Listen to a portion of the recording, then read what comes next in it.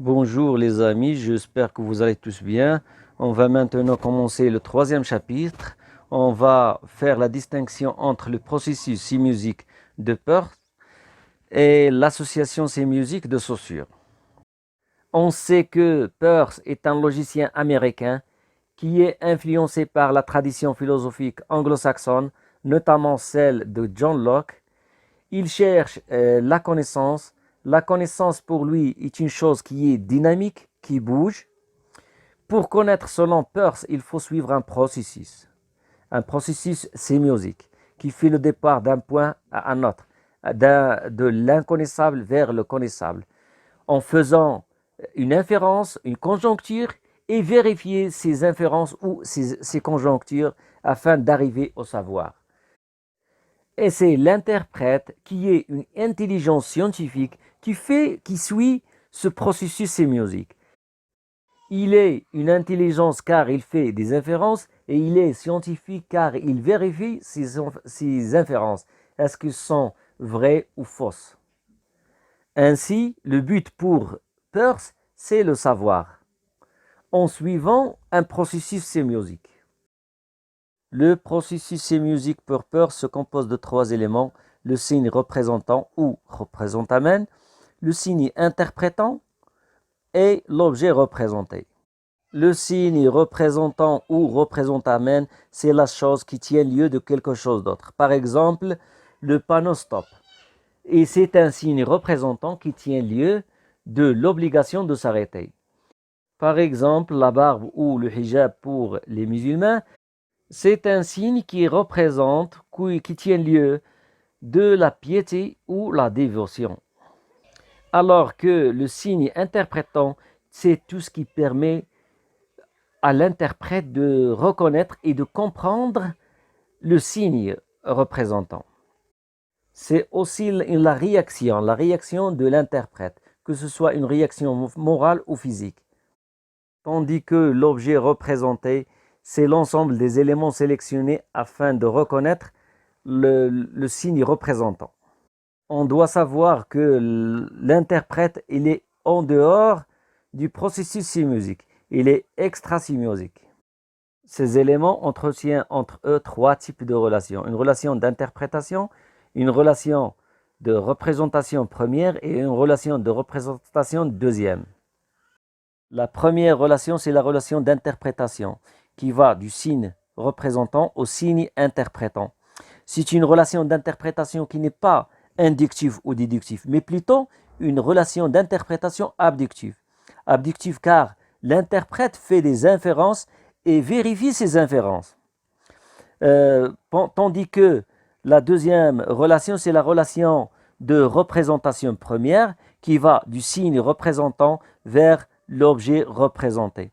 Elle se base sur le fondement du représentamen, car l'objet, il est représenté non pas dans sa totalité, mais il est représenté selon une partie sélective. Alors que la troisième relation, c'est la relation de représentation deuxième, qui va du signe interprétant vers l'objet représenté. Et c'est ici qu'il y a la vérification de l'inférence. Le signe interprétant se compose de trois éléments: l'interprétant dynamique, l'interprétant immédiat et l'interprétant final. L'interprétant dynamique, c'est la réaction physique ou morale de l'interprète, qui est une intelligence scientifique. L'interprétant immédiat, c'est le fait de reconnaître et de comprendre le signe par l'interprète. Et l'interprétant final, ce sont les habitudes d'une société, son idéologie et ses traditions culturelles, par lesquelles l'interprète peut reconnaître et comprendre un signe. L'objet représenté se compose de deux éléments essentiels.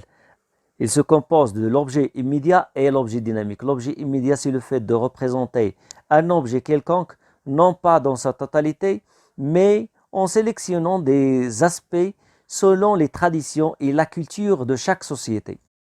Par exemple, lorsqu'un policier ou un gendarme rédige un PV d'un accident de circulation, il ne rapporte pas dans ce PV l'ensemble des éléments ou des aspects qui entourent l'accident de circulation, mais plutôt il rapporte seulement les aspects qui sont utiles et qui sont exigés par leur supérieur afin de déterminer le fautif et de déterminer les dégâts matériels et humains de cet accident. Et c'est ça l'objet immédiat, c'est l'ensemble des aspects sélectionnés. Alors que l'objet dynamique, c'est l'objet dans toute sa totalité. Mais on doit retenir qu'il est extra-sémiosique comme l'interprète. On a dit que le fondement du représentamen, c'est le fait de représenter l'objet, non pas dans sa totalité, mais en procédant à une représentation sélective. C'est-à-dire sélectionner des aspects seulement. Par exemple, le PV de la police. Le PV de la police ou de la gendarmerie lors d'un accident de circulation. On sélectionne des aspects seulement et non pas la totalité. De là, on déduit qu'il y a trois types de fondements. Un fondement indiciel, un fondement iconique et un fondement symbolique. Ces trois fondements déterminent trois types de signes. Le signe icône, le signe indice et le signe symbole. Le signe icône, c'est lorsque l'interprète, à travers le signe, représente ou sélectionne une relation de ressemblance. On parle ici d'une coïncidence qualitative, entre le signe représenté et l'objet dynamique, qui présente ici une équivalence entre les deux. Par exemple, votre photo. Votre photo n'est pas vous, mais il vous ressemble. Alors que dans le signe indice, il y a une coïncidence existentielle entre le signe représentant et l'objet dynamique. Cette relation existentielle occupe une partie du temps et de l'espace. Par exemple, le panneau de circulation qui marque un virage dans 100 mètres. C'est un signe indice qui occupe une portion du temps et de l'espace. Par exemple, avant, après, pendant, à côté, derrière, devant. Il y a une relation ici de causalité, cause à effet.